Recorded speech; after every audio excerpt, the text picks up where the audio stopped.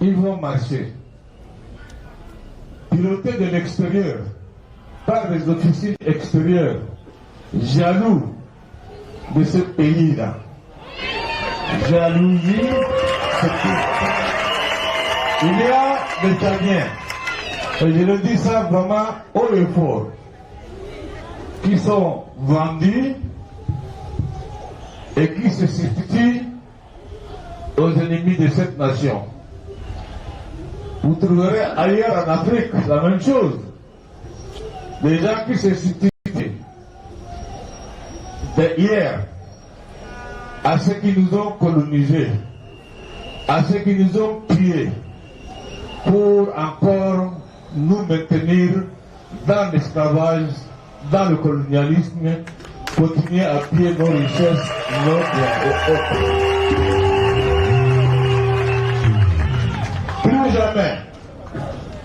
Plus jamais et plus jamais, nous Africains, nous devrions nous battre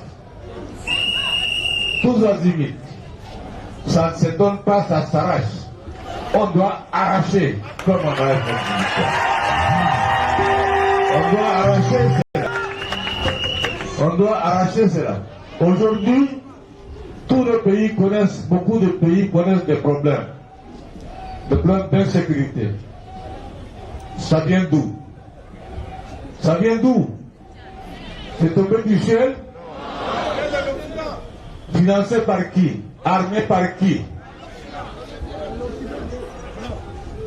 Donc, toutes les stratégies sont montées pour que le continent n'avance pas. Toutes les stratégies sont montées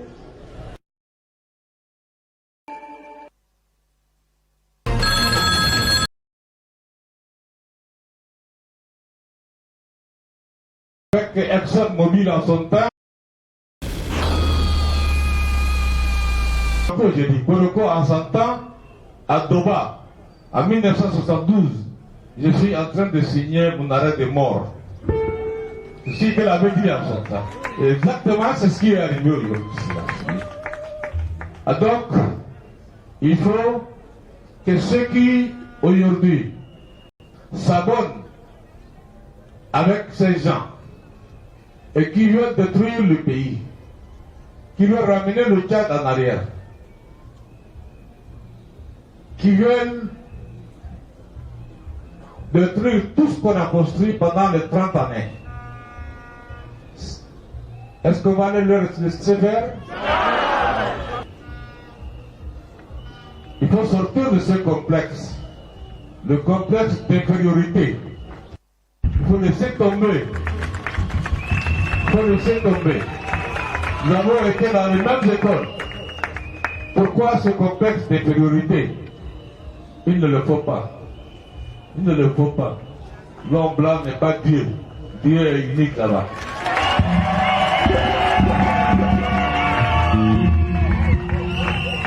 Ainsi, nous allons faire avancer ensemble le continent, ensemble le Tchad, les autres pays, tout le monde.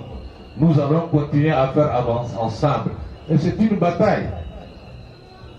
C'est une bataille dure, mais qui est à notre portée. Qui est à notre portée pour que nous soyons conscients de toutes nos responsabilités à tous les niveaux. C'est cela. Mais le Tchad, notre pays qui vient de loin, avec l'aide des autres pays africains, avec notre conviction propre à nous et nos principes, nous avons lutté pour que la démocratie revienne, la paix revienne, les libertés reviennent, la démocratie s'enracine, l'unité s'enracine. Rien n'est impossible. Pour vous que l'homme africain essaye, rien n'est impossible. Alors,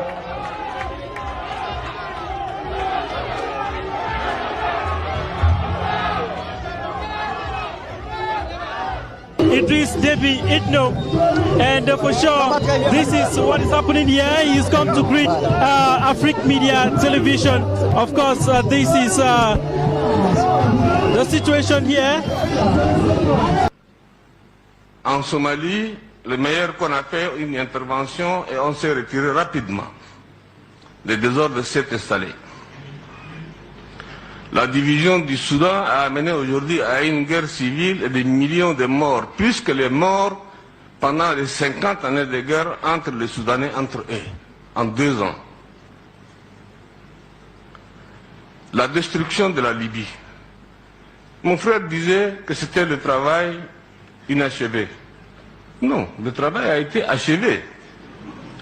L'objectif recherché étant l'assassinat de Gaddafi, mais pas autre chose. Pas autre chose. Donc, disons-nous que le travail a été achevé. Mais ce qu'il n'a pas eu, c'est le service après-vente. C'est le service après-vente qu'il n'y a pas eu. Donc, on aurait dû accompagner les Libyens pour la naissance, comme disait en son temps, la nouvelle Libye démocratique, la nouvelle Libye en paix, en stabilité. Gaddafi est mort, c'est terminé, bagage plié, on est parti. Et voilà, aujourd'hui, la Libye est devenue le terreau du terrorisme et de tous les brigands, de tous les malfaiteurs. Les Libyens sont des Hébreux, ils ne savent pas à quel sein se vouer. Les Libyens des souilles, pas les étrangers qui viennent détruire le pays. Le Mali, c'est une conséquence directe de la destruction et du désordre de la Libye. Le Boko Haram n'avait pas de force, du matériel. Le Boko Haram, c'est aussi une conséquence directe de la destruction de la Libye. Au Cameroun, la guerre Boko Haram au Cameroun, c'est aussi les conséquences directes de la destruction de la Libye. Les armes qui circulent dans l'Afrique au sud du Sahara, jusqu'au rivage, je dirais de l'Équateur, ces armes-là vont aller encore plus loin. Vous savez très bien, et tout le monde sait, que la Libye fait partie des pays les plus armés en Afrique et je dirais même au monde, au temps de Gaddafi. Toutes ces armes aujourd'hui se trouvent dans la nature. Mon frère Ibrahim Boubacar Keïta, je ne dirais pas Ibeka encore, me disait tantôt que la solution est entre les mains des Africains. Monsieur le Président, mon frère, la solution n'est pas entre nos mains. La solution, c'est entre les mains de l'OTAN, qui a créé le désordre, n'a qu'à aller ramener le désordre, l'ordre. C'est simple. Oui, mais il ne faut pas rigoler. Il ne faut pas rigoler. C'est notre vie. C'est l'Afrique qui est en danger. C'est l'Afrique qui est en danger. Les Nations Unies qui ont donné le quitus sont responsables aussi. Donc, aucune armée africaine ne peut aller détruire en Libye le terrorisme. Je ne dis pas le peuple libyen. Les populations libyennes, quelles que soient leurs origines, quelle que soit leur idéologie, peuvent dialoguer et trouver une solution. Mais là où le bas blesse, comment peut-on négocier ou dialoguer avec les intégristes, avec les fondamentalistes? C'est impossible, il n'y a pas de dialogue. Et ce sont ceux-là aujourd'hui, ceux-là qui font le jeu en Libye. Donc il n'y a que l'OTAN qui a les moyens nécessaires, comme ils l'ont fait pour faire partir Gaddafi, pour assassiner Gaddafi, à aller assassiner aussi les terroristes là-bas. La base, c'est là-bas.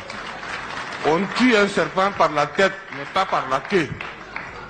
n'est-ce pas? Donc, si on veut résoudre le problème du Sahel, si on veut résoudre les problèmes en Afrique ailleurs au sud du Sahara, il faut s'occuper de la Libye. Il faut tuer, n'est-ce pas, comment on appelle, le terroriste qui sont là-bas.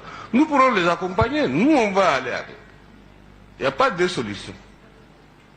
Ça c'est un problème, je crois auquel vous ne pouvez pas chercher de midi à 14 heures de solution.